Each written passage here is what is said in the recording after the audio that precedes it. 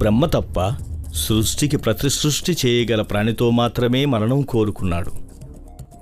అట్టి ప్రాణి సమస్త లోకములలో స్త్రీ మాత్రమే కదా, అదియును కూడా జ్ఞానము కలదై ఉండవలెను, తనవలే పరాక్రమం కలిగి ఉండవలెను.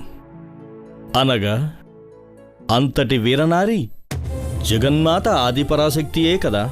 అవును స్వామి. కావున ఆమెనే శరణు వేడుము, అది ఏ సరి అయిన మార్గము.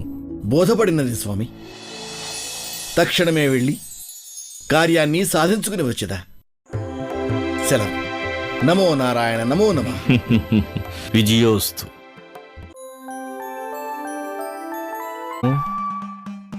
కర్కసముగా అతన్ని వధించడము, అతని రుధిరపానము, ఇదంతయూ ఓ స్త్రీ, అందున ఓ మాతృమూర్తికి విరుద్ధ స్వభావములు. అందుకే ఆ ఉగ్రరూపమును ఉపసంహరించుకుని శాంత స్వరూపునిగా మారిపోయింది. మరి చంద్రాసుర సంహారానికి మార్గము? ఆమెలోని రౌద్రాన్ని వెలికి తీయవలెను, ఆవేశాన్ని రగులుకొల్పవలెను, ఆ శక్తి స్వరూపిణిని మేల్కొల్పవలెను. ఆ శక్తి ఒక్క పరమేశ్వరునికి మాత్రమే ఉన్నది. హరహర మహాదేవ, పరమేశ్వర నీలకంఠ.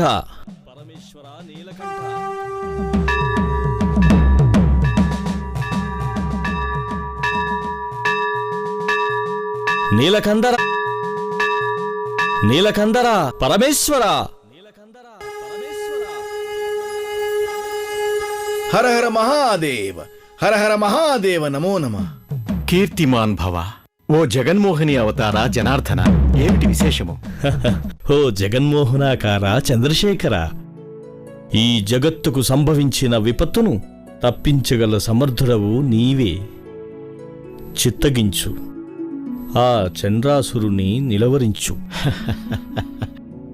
దానవ సంహారివి అయ్యుండి కూడా నీవే స్వయంగా ఈ కార్యమునకు నా సహాయమును అర్థించుట కడు చిత్రముగా ఉన్నది కమలాకరా. మహేశ్వర, ఆ చంద్రాసురుని మరణ రహస్యమును అవలోకించుము.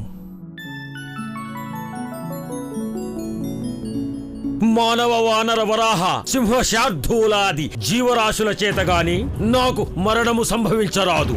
నీవలే సృష్టికి ప్రతి సృష్టి చేయగల స్త్రీ అయి ఉండవలే, ఆమె పరాక్రమవంతురాలై ఉండవలే, ఆమె జ్ఞాన సంపన్నురాలై ఉండవలే. అటువంటి స్త్రీ చేతిలోనే నాకు మరణమును ప్రసాదింపు. చంద్రాసురుడు నీతో రణరంగమున తలపడవలేను.